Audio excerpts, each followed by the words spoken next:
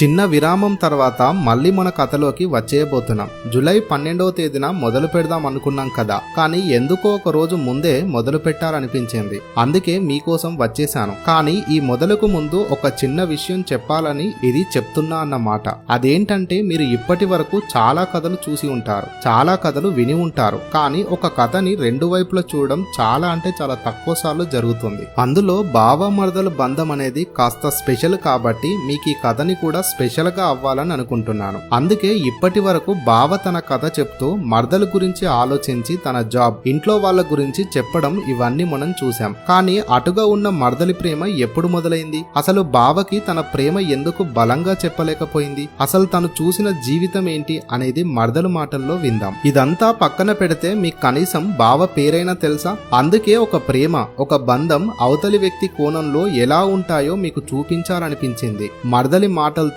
రేపు కథలో కలుద్దాం. అప్పటి వరకు ఉంటాను. నేను మీ RJ Arun Sai. Thank you.